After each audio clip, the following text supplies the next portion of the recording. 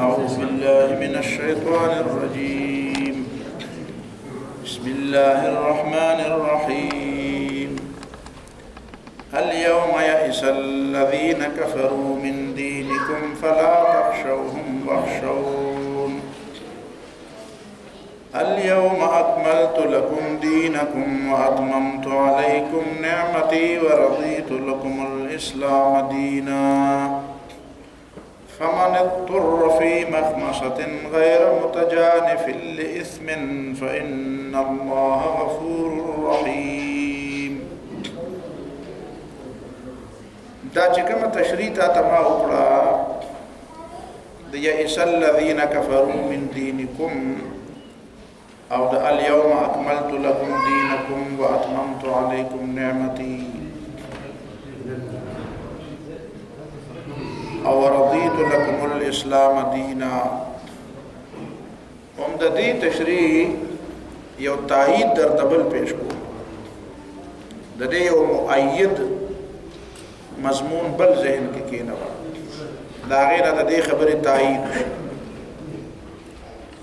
هغه دا چې مخکې دوا موړونه پدې د رسول الله صلی الله علیه وسلم د سیرت پدې حواله باندې ډېر زیات اهم دي. دوا دورونه یا دوا خبرې، یو د کامیابی لوی موړ هغه صلح حدیبیه ده او بل د کامیابی لوی موړ چې دی هغه فتح مکه او د هغې نه بعد بیا دا باقي فتوحات نصر الله او الفتح.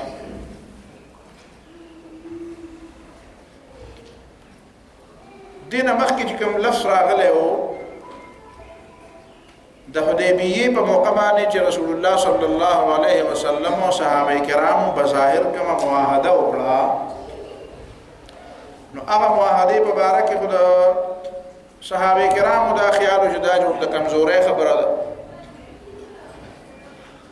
خودی حضرت عمر رضی الله تعالی عنہ بار بار نبی علیہ الصلوۃ والسلام ته چې د خدای پیغمبر مو مسلمانان یو موږ په حق یو دا موږ ولې داسې معاهده کوو. ابو بکر صدیق رضی الله تعالی عنہ ته لاړو ناغته وی چې دا ته نبی علیہ الصلوۃ والسلام ته وایي چې دا معاهده دې سره نه کوي، دا ټول زموږ د کمزورۍ خبرې دي. اوس به عمرې نه راځي، اوس به عمرې نه واپس ځي، کال نه راځي، توري به راوړې، نور څه به نه راوړې، درې ورځې نه به راځي. که زموږ نه څوک درشي نو موږ ته به واپس کوئ، که تاسو نه راشي نو موږ به نه واپس کوو. نو دا قسمه خبره خو د کمزورۍ خبره، لیکن قرآن مجید ابو بکر صدیق رضی الله تعالی عنہ ته وایي چې بس نه پیغمبر دی، نو بس پیغمبر دی چې څنګه کوي، نو موږ یو عام سړی خو نه دی، او پیغمبر دی، الله تعالی یې رهنمایي کوي، نو موږ له اعتماد پکار دی. اعتماد واسط دی خو لکه تشویش نه دی پکار. لیکن رسته قرآن مجید بیا هغه آیاتونه چې رالل، نبی علیہ الصلوۃ والسلام حضرت عمر رضی الله تعالی عنہ راوغوښته چې دا خو فتح ده، انا فتحنا لك فتحا مبینا. نو دې ته سورۃ فتح پکې راغله. اوس فتح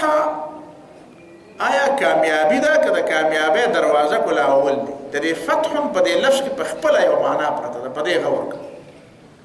انا فتحنا لك بظاهر خو موږ فتح دې ته وایو چې شی وشو، خو د دې فتح دا لفظ چې دی دا د دې خبرې دلیل نه دی. د فتح په دې لفظ کې دا معنا پرته ده چې نه د کامیابی دروازه کلاو، د کامیابی لاره کلاو. اولنۍ خبره دا ذهن کې دا فتح ده بالکل د دې معنا ده، او یقینا چې د کامیابی دا دروازه او د کامیابی دا لاره پرانستل دا په بالکل صادق شو په حدیبیه باندې. ځکه دا غي نه بعد مسلمانان لسو کالو د پاره یو طرف ته محفوظ شو د فتح مکه لار په کې کولاو شو بهر دنیا ته د خطونو لیکلو موقع په کې ملاو شوې ډېرې خبرې په کې وشو نو دا فتح شو اوس دې فتح کې د رسول الله صلی الله علیه وسلم کردار سره د الله تعالی په کې څومره مدد ده او د صحابه کرامو په کې کردار نو خلاصه دا غیر ته وایم اوس په سورته فتح ته راوړو چې په ټوله خبره پوه شي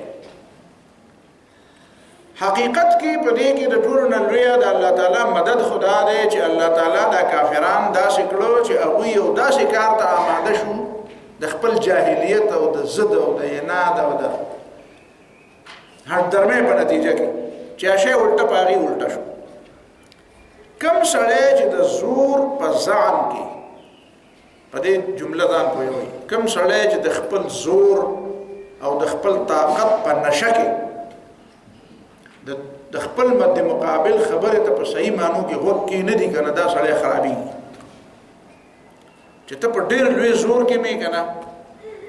نو دا زور نه نشه ما جوړو دا زور دونه ما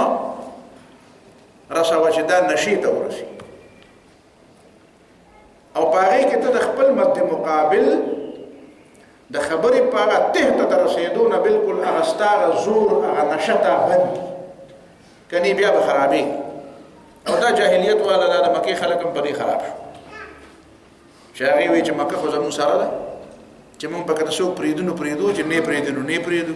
او نن دې نه پریدم او ځکه چې ما کې زور دی او دیم نه پریدم او دام نه کوم او تا چې کوم سړی راشي هغه نه در واپس کوم او چې زما درشي دا به مال راکې دا زور دی نو دا د زور هغه نشو چې دا په دور شو دا کار دا د کامیابی دا الله تعالی په دې کې د الله تعالی خصوصي مدد شامل چې د دوی هیڅ راهنمایي ونه کړه الله تعالی د دې جاهلیت د خلکو هیڅ مدد نه کړ یعنی هغه په عام انسانان خو غیر خبره پیغمبر په مقابله کې به دا څه مدد کړي د مدد مستحق وغاړونه خدای غیر عقل دا غیر تجربه دا غیره او خيارتوب هم دا غیره مدد پرې چې کوم د اسباب ولاندې د چا مدد د چا عقل د چا مدد کوي د چا تجربه د چا مدد کوي د چا خيارتوب د چا مدد کوي نو دا غیره الله تعالی محروم کړ او بیا یو داسې شی وشو چې هغه صحابه کرامو ته گویا کې د رسول الله صلی الله علیه وسلم یو معجزه راښکاره شو چې واقعي یو داسې شی وشو چې په ظاهر نه ښکارېده چې په دې کې به څه فایده وي او حقیقت کې خو پته رسته ولګېده چې دې کې خو ډېره فایده وه او دا خو ډېر لوی د الله تعالی ډېر لوی بند نه یو دا صورتحال د دې صورتحال کې چې الله تعالی په دې کې تبصره کړې ده نو هغه تبصره باندې ځان پوهېږي هغه سورت فتح راواړوه شپږیشتمه پاره کې پاکستان مبارک راوړل سورۃ فتح سورۃ محمد نرشت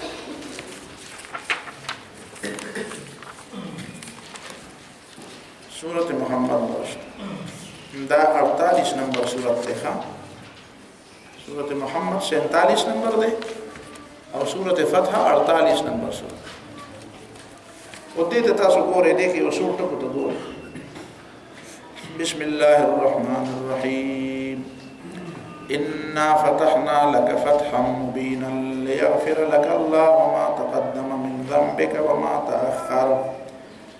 ويتم نعمته عليك ويهديك صراطا مستقيما وينصرك الله نصرا عزيزا ورد طول شريط خطاب دي او ده مفرد ده خطاب دي بیا خبركم إن كنتم في شك من ديني لكم دينكم ولي ديني ندلت قرأ فتح رالا لا رك ولا شوي لكم كلك لكم معنى تاسل لك تاب إنا فتحنا لك قرأ ده فتح بيا لك ده الله تعالی ته د فتح ضرورت نشته د فتح ضرورت مخلوق ته د انسانانو ته دی نو پیغمبر تعالی مې دا تا د پاره مې دا فتح تعالی إنا فتحنا لك فتحا مبينا ليغفر لك لكم نه ده د مغفرت محتاج پیغمبر دومره نه دی لکه خلق چې څومره محتاج صحابه چې څومره محتاج خو بیا هم د یغفر لپاره شوی لك ليغفر لك ما تقدم من ذنبك وما تأخر ويتم نعمته عليك ويتم نعمته عليك او پیغمبر مکمل ک الته اتممت علیکم په پیغمبر خدلته مکمل ک نعمتنا او په خلقو اتممت علیکم نعمتي په امت یا وخت مکمل ويهديك صراطا مستقيما تا تسملا خي او بیا د مؤمنانو په څه کوالو نو د مؤمنانو کمال رستو ذکر کوي هو الذي انزل السكينة في قلوب المؤمنين ليزدادوا ايمانا مع ايمانهم مؤمنانو د پاره ایمان زیات شو او دای په زړه کې سکینت او اطمینان راځي دای په کې دای شو هغه دای نام شو د پیغمبر دغه حصہ شو د مؤمنانو دای شو او دا کارونه چې د لخرونه لخر ته وي لخر چاوي فتح جراحي فتح په لخرو کې کامیابی په لخرو دروازې کولاوي نو لخر کوم ځای وي انا ولله جنود السماوات والارض لخر د الله تعالی وی اته نبی لخر د الله تعالی او طالب اجر ملاوي کې ليدخل المؤمنين والمؤمنات جنات تا د پاره اجر ملاوي او يعذب المنافقين والمنافقات والبشير بياوي ولله جنود السماوات والارض لخر خدا الله تعالی بیا پیغمبر علیہ السلام ته ان ارسلناک شاهدا ومبشرا نو صحابه ته بیا وی چې دا د پیغمبر مقام مو پیژند چې فتحنا لك فتحا مبینا ليغفر لك ما تقدم من ذنبك ويتم نعمته عليك ويهديك صراطا مستقيما نو دې پیغمبر نه تابعېږي ها دې پیغمبر خبره منه ښه نو ځکه وته وایي چې لتؤمنوا بالله ورسوله وتعزروه وتوقروه خبر لا پاتې دي د پیغمبر نه تابعېږي دنه مدد لا پاتې دي دغه خبره ته وخت دی دغه په خبره کې نه پاسه د زړه احترام کوي او د عمل نه احترام کوي او د الله تعالی تسبیحات لا وایي د الله تعالی پاکي او لوی بل د بیانوي تاسو دا خو کار پاتې ډېر لوی او بیا دا وی چې دا خدمت دی نو ان ورایت بیعت ان الذين يبايعونك انما يبايعون الله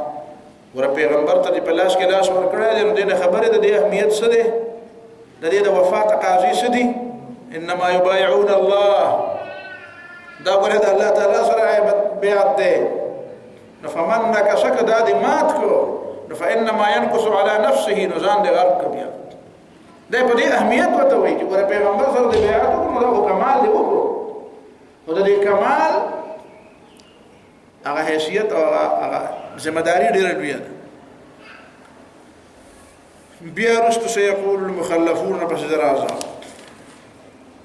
او قل للمخلفين من الاعراب دا په منځ کې هغه بل مسله بیا لقد رضي الله عن المؤمنين اذ يبايعونك د مؤمنانو الله تعالی خوشاله شو خو دې وته نو چې د مؤمنانو له الله تعالی فتح ورکړه فتح اوس لا د پیغمبر ده هغه مؤمنانو کردار هم ډېر لوی دی ور دې معنا دا چې هغه حالت خلانه لري راغلی چې کوم حالت بیا رستورا چې شی مکمل شو بالکل هغه کمال او هغه پیک ته اعلی هغه چوټي ته ورسېده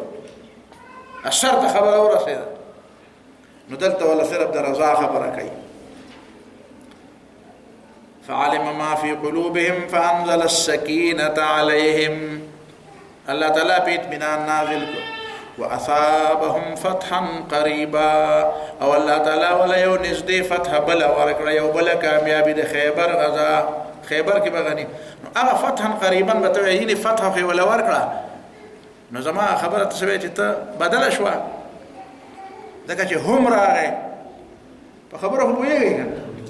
چا عربي ګرامر ویلې دی او په خپويږي چې نه ویلې نو به دومره نه پويږي خو بهر حال په دومره خو به پويږي واصابهم نهم کې خو صحابه را لکن او فتح ملوشه ما نه کنه د دې فتح قریبا تفسیر الله تعالی په خپل سوق ومغانم كثيره ياخذونها قالوا غنیمتونه درکو تاسو به غنیمتونه درکو فعجل لكم هذه وكف أيدي الناس عنكم ولتكون آية للمؤمنين ويهديكم صراطا مستقيما ده مستقبل خبر دي ويهديكم قالت پیغمبر تسوي فتحنا لك قالت يهديك ده ویل او په دې يهديك هوتا ته پته د حال او استقبال دواړه کړه نو زماره اداره چې په یو يهديك حال له او بل يهديك استقبال ځکه چې دا مغانم رستو را روان دي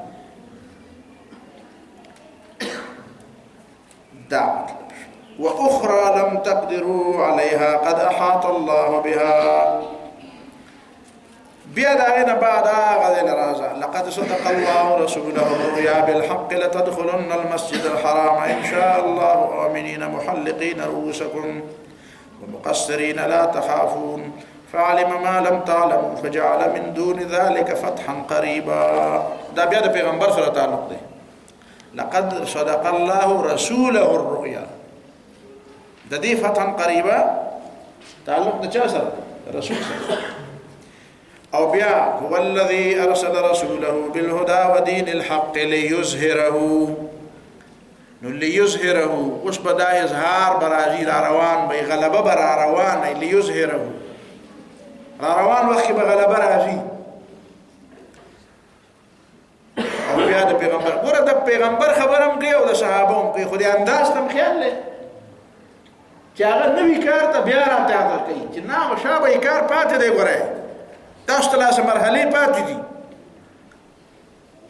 بیا وته اوس ګوره بل مرحله ته محمد رسول الله صلى الله عليه وسلم او والذين معه اشداء على الكفار رحماء بينهم كافرون تنورم تیز شي ګوره تیزی پکار د الله کارونه پاتې دي اتوره دي تیرا شاته او رسله هغه د کفر خلاف هغه غضب دي هغه تازه ساته او د خپل منځ کې رحم تراهم ركعا سجدا يبتغون فضلا من الله ورضوانا بیا وتګوره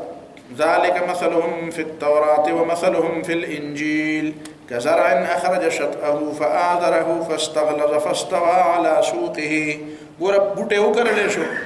ته غیر اوخته پخپل پړندې مضبوط ودرېد نو چې ودرېد کنه نو يعجب الزراع دې نقطې ته وخت دی يعجب الزراع دا زمیدار چې دا فصل خمزدار دی په خوالي تراشي کنه په دغه وخت کې ډېر تماشا کوي خود دې معنا دا چې دا فصل لري بلې شوی نه دی او کور ته راوړې نه دی کني په پټي کې تماشې نه ده پکار بیا په کور کې خلک د بوجو تماشې کوي دا ولا په پټي کې ولاړ دی يعجب الزراع چې چا کړلې نه نو هغه دې په خوالي ته وسګوري او خوان ولا کې دا شی په خیر کې خیر نن سبا د الله دی خدای لو کړه دې نه کور ته دې راوړې نه دی نو دې مطلب دا دی چې هغه خبره لا سر ته رسیدلې نه ده يعجب الزراع په دې نقطه ورسېږي يعجب الزراع فصل په پټي کې ولاړ دی پوخ کېدو والا دی بالکل دنه او د سبا په کېدو والا دی نه خانه ټول ښکار دي بدار دی ولا راوړې مې نه دی کور ته لا هو بل کړې مې نه دی لا بوجه او کندونه ډډ کړې نه دی او په دې وخت کې ملي غیزه به الکفار دته چې بس کافران ګوري نو وسه او یې لغیزه بهم الکفار دا هغه آیات سره ولګو چې اليوم يئس الذين كفروا من دینکم هغه دا دواړه یو ځای کړ نو ليغيظ بهم الكفار کافرانو غصدي په ځان چکونه لګي او یا ایشل الذين كفروا من دینکم په دې بوئږي چې په دې خو مسوس نه کی بد دا غو واس نه وته خبر دا پسلو د مرغو د خوراک نه وته دا و د چا دا د بالا شو بد دا نن دا کو سباره دا قبضه کې درات او بیا اخرنه نو مطلب دا دا پسل کور تراړو نو بس اخرنه کامیابی ملاو شو نه اخرنه کامیابی خو جنت والا د مغفرت والا نو هغه ته په فورن زکه ویخه چې دا ټولي خبرې خو وي وګوره اصل کامیابی د دنیا دی چې د په ټوله دنیا غلبه دی راشي او د روس او په امریکا د فوجونه روانه او لا اله الا الله چې وی کنه او د جنډې د کلمې روانې کړي او د ټول امریکا او روس او چین او فرانس او د ټوله دنیا باندې ستاده فوجونه ورغه بیا وره خیال ساته چې اصل کامیابی ورته تبل پاتې د اصل شیخ د خدای رضا ده او هغه په آخرت کې ملاوي نو ځکه وی چې وعد الله الذين امنوا وعملوا الصالحات منهم مغفرة واجر عظيما لوی اجر خو ده مغفرت پکار ده بخنه واړه دا د دنیا د کامیابی او د الله تعالی د دنیا کار نه وو اسنه چې بیا وې جزا چې دیني په اخر کې پته ولګي چې دا ټول شی او شی د دنیا نو دا د دنیا یو ځای نه و دا د پیغمبر کار پیغمبر د دنیا لپاره کو دا خو مطلب دا دی چې د الله په نسبانه اصل کامیابی आवाज دا نه ده چې په دنیا کې غالب شوي بلکې د دین هم لوی کامیابی حقيقي کامیابی او حقيقي فلاح هغه ده چې ته په آخرت کې کامیاب شې په دنیا کې ډستا په وجود ټول دنیا واغستا چې په آخرت کې ته ناکام شې نو سو او د کامیابی لار بیا ده کته وې چې دا په آخرت کامیابی وړم مې د آخرت کامیابی وړم نو ګټ ته زور کې نه په ګټ کې هونه ملاوي یو په دې ملاوي دا په کومه طریقه صحابه او دا ولیدل چې پیغمبر په کومه طریقه حاصل کړه صحابه په کومه طریقه حاصل کړه دا مغفرت او اجر عظیمه او ته په څه وخت کې وي چې په کوم وخت په تندې کې د میراب نه خو وشوي نه په دې وته وي په دې فتح مبینه وته وي په دې وبدان پوهه کنه څنګه چې دا الټه مازغو نه ده چې بل طرف ته دا پرمیر مازغو کوي کنه پته لګي دا چا ولا کوي کړي زور په کړي نو دې سورته فتح کې پته ولګول چې دا ما د تفسیر چې دا ما ته په کوم انداز کې ویل یو دریم دلیل ته بلم قرآن کې الله تعالی نبی علیہ الصلوۃ والسلام ته ویلو یا ایها الرسول بلغ ما انزل الیک من ربک پر تبلیغ باندې راشو تبلیغ څه ته وایي تبلیغ مزد پیغمبر تبلیغ څنګه کړي یا ایها الرسول بلغ ما انزل الیک من ربک اے پیغمبر چې ما انزل چې ستا تر د الله تر طرف نه نازل شوی دی دا ټول ورسره دا ټول ورسره او فإن لم تفعل کدا کار دی ونه ټول دی ونه رسول فما بلغت رسالته بس تا د خدای پیغامونه ونه رسول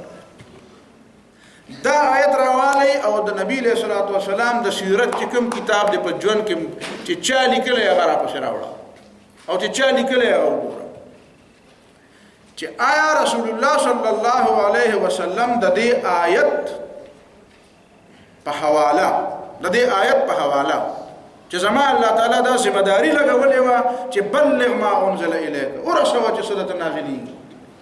د دې آیت په حواله باندې رسول الله صلی الله علیه وسلم کوم ځای کې خبره کړې ده رسول د خطبه حجۃ الوداع مخکې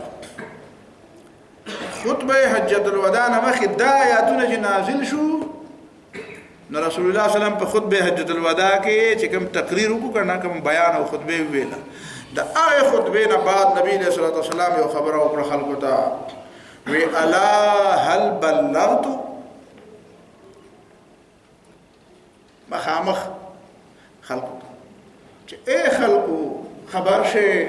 هل بلغت ما خبره ورسوله دا خبره په مکه معظمه کې په صفا په ډېرې باندې نبی علیہ السلام رسولې و خپلته ونه وی چې په ما در ورسوله کنه الته نه بیا په مکه معظمه کې ډېر موقع راغلي وي بینو بیا په مدینه منوره کې ډېر موقع راغلي وي دا نه ویل چې ما خبره ورسوله کنه پته ولګي دا چې تبلیغ او رسول د الله د کلام او د الله د احکام دا دې ته نه وي چې سړی په جبه ورسي دا د رسول خبره په دې باندې دا ټول دنیا او دا ټول قوم گوا کول دا خرب په خطبه حجۃ الوداع کې نبی علیہ الصلوۃ والسلام وی الا هل بلغت خبره مې ورسوله ولې دې مخې نه ورسولې بس په قران سو پويږي به پويږي چې نه پويږي به نه پويږي او ته په دې مشه چې څوک به پويږي او به نه پويږي ته په دې شته ته سووا ته وکړه به ځانم پويږي به بلم پويږي باقي د خدای کار دی چې څوک په پوي خو اخر نه په پوي خو اتمام حجت به وکړي نو زه تاسو اتمام حجت کو چې سبا دا بیا نه وي چې ما ته خو تا دا ویل خو بل چا راته دا وي چې به روایت ورسوه به دا ټیک ده هغه بلغوا عني باندې دې زه پوي خو په خبره پرېدم نه مال دا خدای پاک دا صلاحیت را کړل په خبره پویول دا د الله تعالی مدد دا ما کمال نه دی خو د الله تعالی مدد په دې اول په خبره ځان پوي چې رسول الله صلی الله علیه وسلم د خپل بیان مبارک د خپل چې ما ورسو دغه چې الله خو ته ویلو چې بلغ نو چې بلغ او ته ویلو د ذمہ داری ګرځولې نو ځکه خو رسول الله صلی الله علیه وسلم د خلکو نه تپوس کوي چې هل بلغتو نو داته په کوم ځای کې تپوس کوي داته په حجۃ الوداع کې تپوس کوي چې اکملت لكم دینکم واتممت علیکم نعمتي ورضیت لكم الاسلام دینا راغلی چې الله تعالی هم غواړي چې او تاسو پیغمبر او صحابه چې وکړه بس دا ما خو دا ټیک کار دا په دې غوایم دا ټیک کار نو دا غینه پس چې دا آیاتونه وی کنه نو به وته وی چې الا هل بلغتو نو دا د پیغمبر تبلیغ وسته خو خپل د پیغمبر دا تبلیغ د پیغمبر نه تبلیغ زده کېو کله ځان سال کو بکو وي خو خپل خو خل هغه د هر سره خپل خو خل څه وی غوايا څه کېږي چې دا بیا نه وي چې ماته دا پته نه ولګېدلې چې ښا پیغمبر د خپل بلغتو د رسولو خبره کړه وکړه ته خو په هر وخت کې چې ما وکړه خو پیغمبر کړه وکړه نو ده په هغه وخت او به خلکو ته وی چې ان الله سائلی علیکم سائلی الله تعالی په زمان استاس مبارک استاس په زمان مبارک تاسو کوي وګورئ الله تعالی وا سائل عنکم سائلکم عني الله تعالی واستاسو د قیامت پر زمان مبارک تاسو کوي چې ما خبره در رسولې وکنه در رسول تاسو وسوای نو صحابه وی چې بلغت واديت الرساله ونصحت الامه مونږ پرې گوايو چې تا تبلیغ وکړو تا بیان وکړو تا د رسالت او د پیغمبري پیغامونه راورسول تا د امت او د ټول دنیا د انسانانو خیر ولټو خیر خوای بل دې په خپل مقصد دی نو زمو خیر ولټو ونصحت الامه تا خیر لټول نو بیا رسول الله صلی الله علیه وسلم خلق توي او حدیث کې راځي درې ځله نبی له سلام دا غوته داسې وچته چې اللهم اشهد خلق گواہی وکړه نو الله تعالی نبی له صلی الله علیه وسلم الله تعالی ته گواشه دومره هو اهمیت ور سره وکنه دومره هو احساس بندگی وکنه احساس بندگی چې درې ځله وی چې الله پاک ته گواشه نو دا د بندګۍ احساس الله هل بلغت تبا ویش دا خو نبی علیہ الصلوۃ والسلام چې ویل دي چې بلغوا عني ولو آیه نو دا خو خلق ته ویل دي کنه خو د دې معنا دا نه ده چې الله تعالی چې د پیغمبر د شان مطابق پیغمبر ته د تبلیغ کوم خبره کړي و نه په یو آیت پر رسول وشي اخو وی بلغوا عني په دې خبر دی عني په دې ټکی باندې پويږي بلغوا آیاتن ویل دي چې بلغوا عني ولو دې عني باندې پويږي عني چې مطلب دا دی چې دا ذمہ داری خو الله تعالی زما لګولې ګوره د دې دین د خبره ذمہ داری بنیادی د چاوه په دې خوشل زله پوي شوې کنه دا پیغمبرو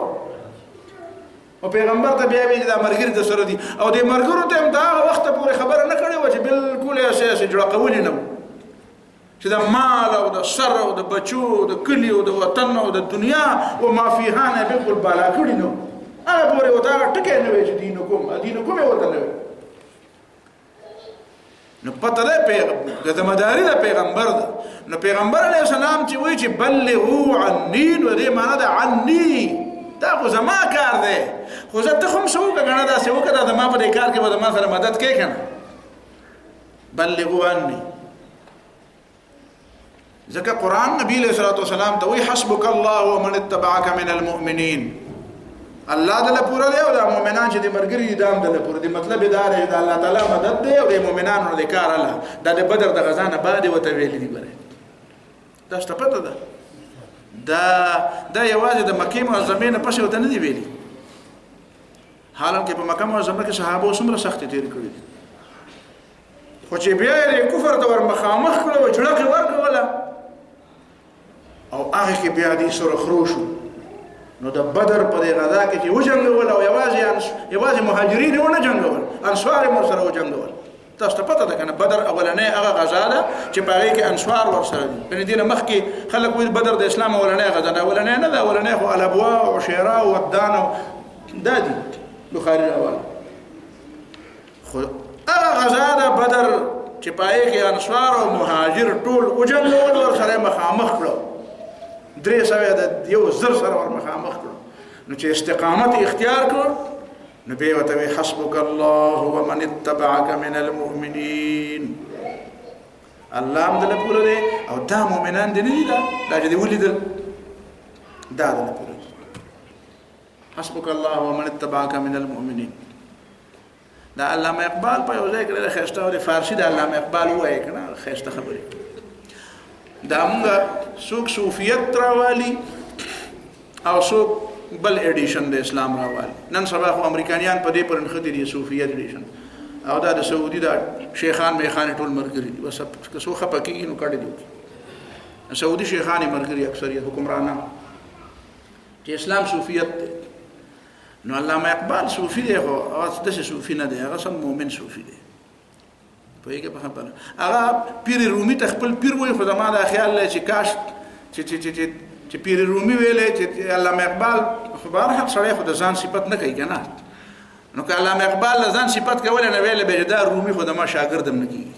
او چې دی ویلې ما سره که چا منل او کنه ما سره منل به خیر خلک پکې او خوشحالي ما سره منل وي چې واقعي مولانا جلال الدین رومي دا د علامه اقبال مرید دی مرید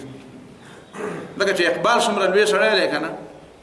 نو جلال الدین رومي سبا امر نه دی رسېدلی نه دی رسېدلی دومره تاسو وایي چې ته مبالغه وکړه بس ما وکړه ته ګوره بیا زه د دلیل ویم علامه اقبال په یو شعر کې ستاره صوفیت او جهاد دواړه راجمع کړي داسې راجمع کړي وایي با نشر درویشی در ساز و دمادم زن دا چې خلک درویشان ځان ته وایي که نه وایي په دې کې دومره مخکې لاړ شه دومره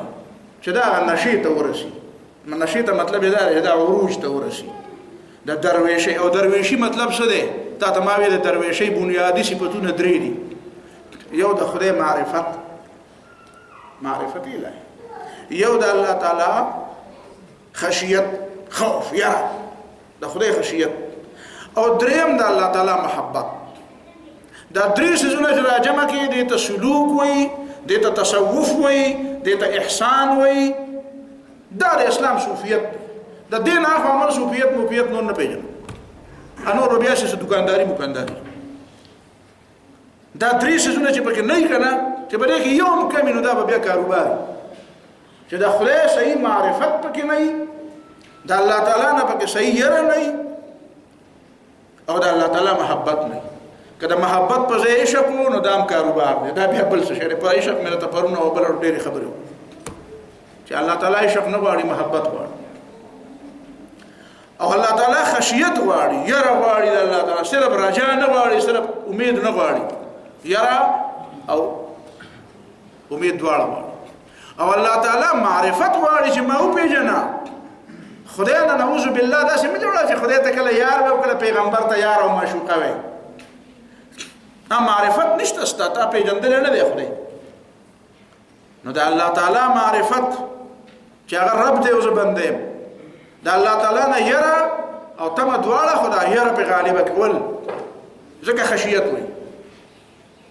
او د الله تعالی محبت عشق نه دا درې واړه خبرې دا تاسو نو اقبال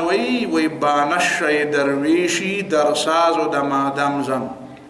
وی دی د درویشی دا خپل عروج ته ورسو کمال ته ورسو دی سره ځان برابر کا در ساز دی سره تعلق جوړ کا دوستی و سره جوړ کا و دمادم زن و مسلسلم دا مسلسلم دی له عروج ورکوا نو بیا بس چل کې په د مرګ پورې دغه کوا نه وای چون پخت شوی خود را بر سلطنت جمزن او چې لک شي نو بیا ځان راواله او د یو لوی نه لوی طاغوت سره ډغره وو نو چې کلک شي او ډغره نه وي نو ستا په دې کلک کېدو په پلسمن کېدو کې څه چل دا څه چل ته پلسمن وي او ته کلک وي نو څه چون پخته شوي چې کله ځان کلک کړي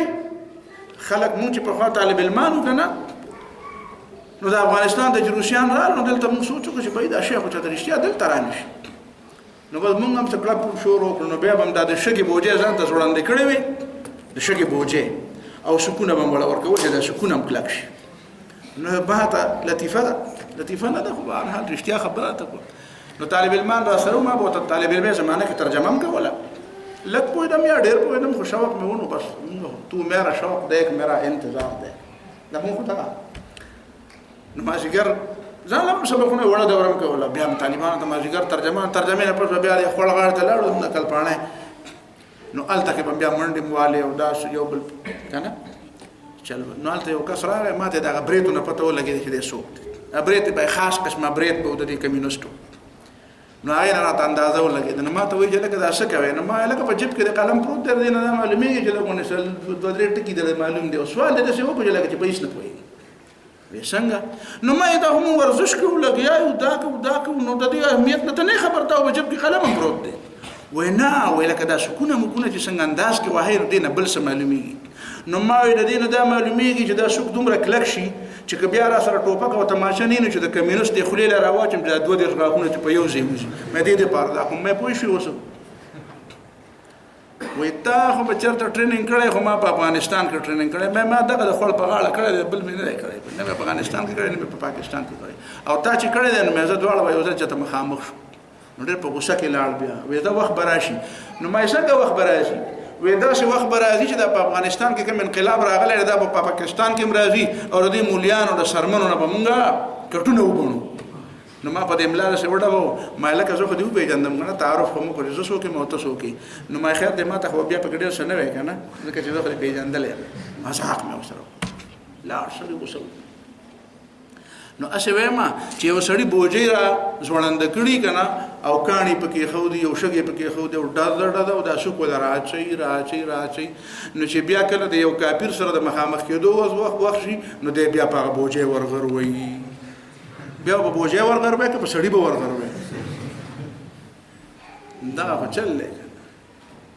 نو دا د څه دپاره ته دا ایمان مضبوطې سولې د ایمان نو په دې به څه کوې ټوله ورځ د لور تېره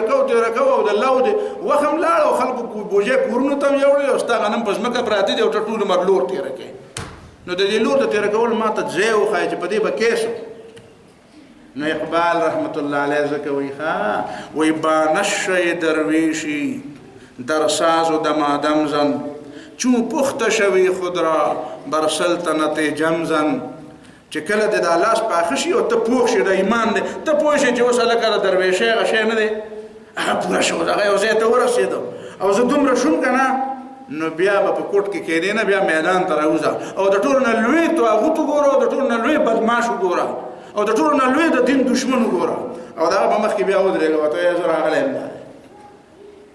دا بیا مسلماني ده مسلماني بیا دې ته وایي د مسلمانۍ خوند په دې بیا ګوره د مسلمانۍ مزه څومره ده نو دا خو نه ده نو دلته ته ګوره ورته بلغو عني دا زما ګوره نو صحابه کرام چې دغه ځای ته ورسېدل که نه د بدر ته نو الله تعالی ورته ګوره بیا یې وایي نبي علیه السلام هغې ته لا څه نه وایي هلکه هغې خو آیتونه اورېدله آیتونه خو هغې ځوتول خو الله تعالی پیغمبر ته به راشوي پیغمبره یا ایها النبیو اے پیغمبر صلی الله علیه وسلم حسبک الله الله دل پورا دی ومن اتبعك من المؤمنین دلته دو ترجمې دي خو زما باندې ښه ترجمه ده بله دا ترجمه ده چې الله تعالی پورا دی او مؤمنانو له دین پورا دی دا خبره خو معلومه ده چې تعالی پورا دی او مؤمنانو له پورا دی خو دلته دا دویمه ترجمه ډېره مزیداره ده د سیاق او سباق سره مطابق ده چې حسبک الله الله دل پورا دی ومن اتبعك من المؤمنين او د اسباب لاندې دغه مؤمنان پوره دي چې دا کوم ستا تابعداري ده دي ولیدل چې دا تا ورته وایي راوځي نو څنګه راووتل بغیر د اسلحې نه بغیر د اسبابو نه بغیر د دې نه چې هغه سره دښمني ده او که نه ده بغیر د دې نه چې فتح به ملاویږي او که کامیابي به ملاویږي او که نه به ملاویږي څه به کېږي او څه به نه کېږي خو چې تا ورته وایي چې راځئ نو بس راځئ نو دا مؤمنان دل پوره دي ښه دا مؤمنان دل دې قدر کوه د دې اختیار کړه نو دا بیا نو ځکه ورته وایي چې بلغوا عني کار زما دی تاسو زما سره ملګری یې نو ما سره په دې کې ملګرتیا وکړئ دې یو مثال شته دې خبرې ته ما ته وایي چې دا کومه توجیه ته وکړه چې کار زما دی او زما سره ملګرتیا کې وکړي د دې عني نه دا معلومیږي ما او د دې خو ډېر غټ مثال موجود دی سورة صف کې د دې مثال موجود دی سورة صف کې الله تعالی څه وایي سورة صف کې الله تعالی دا وایي چې یا ایها الذین آمنوا كونوا انصار الله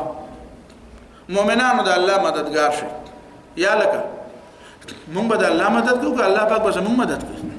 مونږ سره سړي چې مونږ به د الله مدد وکړو مونږ به شي او زمونږ مدد به شي مونږ سره دي شو زمونږ جوله خالی ده نو الله تعالی څنګه مونږ ته وایي یا ایها الذین آمنوا كونوا انصار الله مؤمنانو د الله مددگار شي دې مطلب دا دی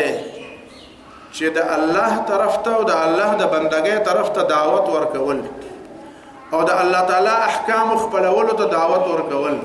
او په دنیا کې د الله تعالی د بندګۍ په بنیاد او د الله تعالی د خدای په بنیاد باندې د انسانانو یو اجتماعي نظام قائمول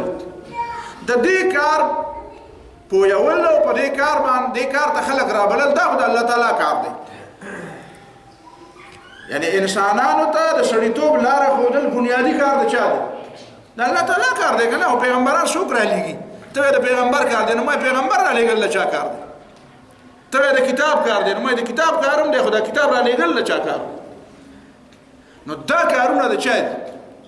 دا په حقیقت کې د الله تعالی کار دی پیغمبران ذکر را لېږي چې دا کار دی چې خلقو ته سم لار کتابونه ذکر را لېږي چې دا کار دی چې خلقو ته سم لار نو دا کار بنیادی طور د الله تعالی اوس الله تعالی وایي چې یا ایها الذین آمنوا مؤمنانو كونوا انصار الله تاسو دا کار شروع کړئ تاسو د خدای بندګۍ طرف ته خلق را بلل شروع کړئ تاسو اقامت دین ته او د خدای عبادت طرف ته خلق را بلل شروع کړئ تاسو توحید ته خلق را بلئ نو دا کار خو بنیادی طور د الله تعالی دی خو چې تاسو کې تاسو یې کوئ الله تعالی وایي دا د شدې لکه چې زما سره ته مدد کوم دی تعالی یو غټه پګړې درکړه یو غټه شملې درکړه چې ګوره فایده د خپل ده خو لوی ډیګري مې دل درکو یو ګولډ میډل مې دل درکو یو غټ نام مې دل درکو چې دا کار زماو نو ته داسې وګڼه لکه راته چې زما کار کې راته چې دا پوهې خلکو نو دا پوهول د چا کار دی ويعلمكم الله پوهول خو د الله تعالی کار او ته خپل صلاحیتونه خپل قوت خپل وخت دا په کار راولې چې یاره خلک په دین پوه شوي خلک په عبادت پوه شوي خلک د خدای په بندګۍ پوه نو دا ته زما کار کوي نو دا ته د شیشې لکه ته تمام نو دا تعالی پګړې درکړه نو دلته هم دا مثال دی چې دا کار الله تعالی پیغمبر ته حواله کړی دی نو پیغمبر وایي ګوره بلغوا عني ولو آیة دویمه خبره بله توجیه ده دا چې آیت ته یوازې نه وایي آیت نه مراد دی یوازې آیت د قرآن آیت ته یوازې آیت نه د آیت معنا څه په عربي ژبه کې آیت خو د اسمانونو زمکو ته آیت وایي لآيات إن في خلق السماوات والأرض واختلاف الليل والنهار لآيات لأولي الألباب لو آيات دي كنا نعرف نو آياتنا نخطوي ثم بدا لهم من بعد ما رأوا الآيات ليسجننه حتى حين دي مصريانو تا چې نخ ښکارا شو نو کومه نخ د قرآن آیاتونه ولید من بعد ما رأوا الآيات چې نخې ولیدې چې د زلیخا غلطه ده او د یوسف علیه السلام ټیک دی من بعد ما رأوا الآيات نه آیات او نخې د غلطه د زلیخې او نخې د صفایه د یوسف علیه السلام نو آیت خو نخ آیت امر عجیب تم وي ان في ذلك لآية لكم ان كنتم مؤمنين عجیب خبره معجزې تم ځکه آیت وي آیت حکم تم وي رجم آیت د الله تعالی نه دې معنا ده د الله تعالی حکم بخاری راغله او بخاری د یو سړی او د بل سړی په منځ کې اختلاف راغله یو سړی زویره او د بل سړی خزه د خپل منځ کې غلطی ته نشوي دواړو او دا غي په منځ کې یو خبره ده نو دواړه کسان راغلي دی نبی رسول الله صلی الله علیه وسلم ته وایي چې اقضي بيننا بكتاب الله بخاری راغله او مسلم بخاری کې خدای رسول الله د حدیث راغله نبی علیہ الصلوۃ والسلام ورته وی لاقضین بینکما بکتاب الله زبستاسو په منځ کې یقینا د الله په کتاب فیصله کوم. نبی فیصله وکړه، به فیصله دا وکړه چې ستاسو د زوی د پاره سل کوډی دي او که داغه خزه اعتراف کوم داغه د پاره رجم دی. نو رجم آیت په قران کې کوم دی او پیغمبر علیه السلام دوی په کتاب الله زبستاسو په منځ کې فیصله کوم لاقضین بینکما بکتاب الله زبد الله نو بالکتاب الله معنا بحکم الله. نو آیتم نو چې کتاب حکم ته وای نو آیت خو خود حکم ته وای. نو د نبی له صلوات والسلام کته خامخاره چې نه د چا قول راته پیش کا نو ما فتح الباری را واړه فتح الباری شرح د بخاری را واړه په دغه ځای باندې او کني چې سبا د راوړه ما عبارت د تویل فتح الباری د دې مطلب کړی د آیت نه مراد هغه تمام سړي چې پیغمبر علیه السلام ویلي کا قران دی کا حدیث دی کا سنت دی کده نبی له صلوات والسلام یو بل حکم او یو بل عمل دا ټول آیتون. نو بلغوا عني ولو آیتن مطلب دا دی چې د پیغمبر علیه السلام ورېدلی دي نو دا وای دا خلکو ته ورسه. دا به هر حال د دې آیتونو بیان شو او تبي ورسه واتممت عليكم نعمتي ورضيت لكم الاسلام دينا فمن اضطر في مخمصة غير متجانف لإثم فإن الله غفور رحيم. د دې تعلق د هغه حرمت علیکم سره دی چې دا خاصونه په تاسو باندې حرام دي دا کوم درته ویلې شو دا مردار او خنزیر او ما وهل لغیر الله او دا فمن اضطر چې څوک مجبور شو فی مخمصه په لوګه کې خمس په عربی ژبه کې لوګي ته یوازې نه وایي د لوګي لپاره لفظ دی په عربی ژبه کې جوع دا ما او تا چې ته لوګه وایو کنه دا ډلوګه دن ما او تا صرف چې داسې په خېټه کې لګ زه وشي مونږ ته لګ احساس مونږ ته کې وشي مونږ وایي لکه لوګه لګېدل چې سب یو څون وړو زه پکې وشي دا لوګه نه ده. جوع لوګه ته وایي چې سړی محسوس کی چې و د ډوډۍ د خوراک نه بغیر کار نه کیږي لکه په ساده پښتو کې سړی و چې یاره پرې دیوالونه مې چکو لګولې دومره سړی د لوګي هغه لوګه خپل انتها ته ورسي. مخمسه څه ته وایي مخمسه لوګه ته نه وایي خمس په عربی ژبه کې وایي چې دا خېټه دومره ښکته شي چې بالکل داسې چې تړله د املا سره ولیکو چې په دې کې د سره اړو د ازمېدو یا د قوت څه شی پکې پاتې نه شي. حدیث کې سره راغلی دي هغه حدیث پکې د عربی ژبې په حواله چې الله تعالی د توحید یو نخښ تاسو د پاره په مرغو کې دا مرغې نه دي مرغې وتغدو خماسا وتروح بطانا تغدو خماسا سهار چې زینو ججوري تشي دا ججوري سي سپکی نو مخمسه دې ته وایي د سره پکې سي نه د سره تا ته پکې دا ښکار چې کلمې پکې نه غره د اخر ورچقل شو ورجوخته شوی د بلاغه. نو مطلب دا دی چې اضطرار او اضطرار د هغه لوګي هغه حالت ته چې دا هغه د لوګي نه ورخه حالت ګوره جوعین نه دی ویلې دا کوم خلک چې دا اوسنۍ زمانه کې دا لګیا دي کنه دا خبره بیا ډیره وګدیږي به ځینو خبرو بیا پتا نن خلک را پاسې دي مقاصد الشریعه په نوم باندې لګیا دي نوې دین جوړي مقاصد الشریعه کتاب الله په ځای پاتې سنت په ځای پاتې اجماع په ځای پاتې مقاصد الشریعه رې اشاره کړی را په شا کړی دي او دا غینه نوې دین جوړي نو بس یاره چې مجبوری ده په آرام علالیږي په مجبورې نه مجبوری ده چې لکه په برتانیا کې وسړی اوسېږي په جرمني او په فرانس کې وسړی اوسېږي نو کرایه په کور کې اوسېږي نو دا مجبوری ده او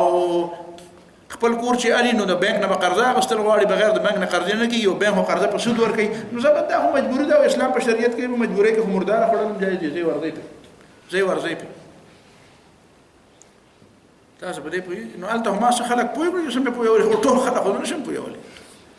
ما ته دا کوم شي شروع دا تاسو اكو بکو شروع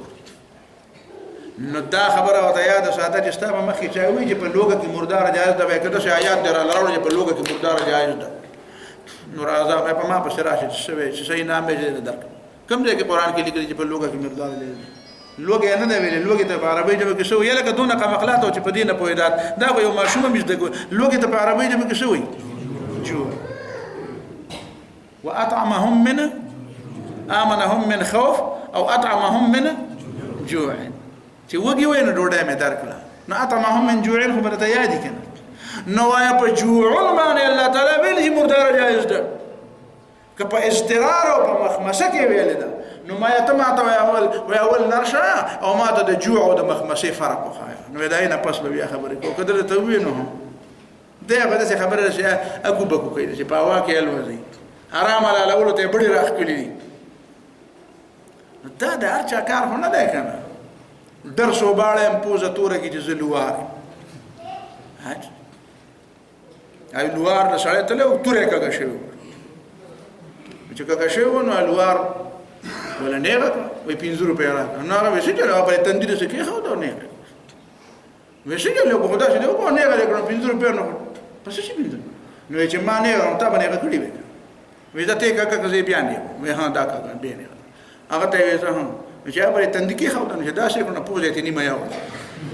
وې دا مړه 5 روپیا دی وګټلې په دې بیل هو 5 روپیا دی وګټل نو ته ما لواري حاج دین خدمت ډېر آسان کار دی او هم ډېر خوږ کار دی خوږ دی او که تریخ دی خو به هر حال هر سړی ورته وایي چې ما وکړم نو دا شوق خو دې ښه دی خو که دا شوق د سبا را پیدا شي چې زه سرجن جوړ شوی او چاړه دې تېره کړه او په دې لاره کې د اپریشن شروع کړې نو بیا به څنګه چلي دا مه کوه مخکې د هغې ځان قابل کړه دا نه پس دا خبره فمن اضطر في مخمصه خمس لوګي نه خبره ورواولې ده مرګ ته خبره را ورسېده که څه ونه خوړه سړی مري دې ته لوګي نه وایي وګي خو ته مې سهار او ماښام خورې او بیا وګي دا مطلب شو يسألونك ماذا أحل لهم دا موضوع لګو ده نو دا به بیا شي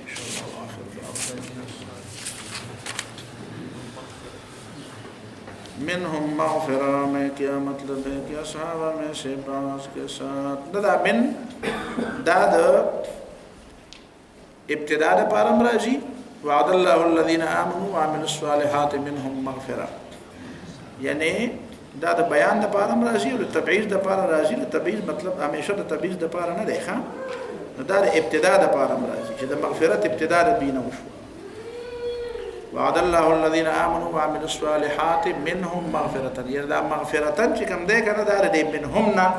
دا منهم د مغفرة سره څه د دې سره لتیکا د دې جاری مجرور د مغفرت پورې متعلق دی دا مغفرت به چا نه مغفرت معنا پرده به پیچي نو پرده به پچا اچي من تبعیض کیږي نه دا من مججار دی او هم مجرور ده او دا مغفرتن منهم ده مغفرتن معنا الک بخنه مې وکړه نو چاته مې وکړه نو دته مې وکړه اته چې کوم خبره کړه دا هی الټه ده خبره تاسو نه رسېږي سوال چې چا کړی په خبره ورسېږي کنه چې دا مغفرت الک چې دا شی ویلې چې وعد الله الذين امنوا وعملوا الصالحات مغفرة نو بیا الله تعالی وعده کړی د مغفرت یا وعد الله مغفرة الله تعالی وعده مغفرت کنه الک په چړې کې چا نه مغفرت واله وای منهم کنه دې له مغفرت وعده سبي ماران دا شدي چې هغه بار بار د دعا د پاره درخواست کوي او څه زمون په درس کې شریکم دي څه د دې په کورونو کې او خواوشا کې په دوستانو کې یا په خپلوانو کې بیماران دي دا ټول د پاره دعا وکړي چې الله تعالی شفا نصیب کړي اذهب الباس رب الناس واشف انت الشافي لا شفاء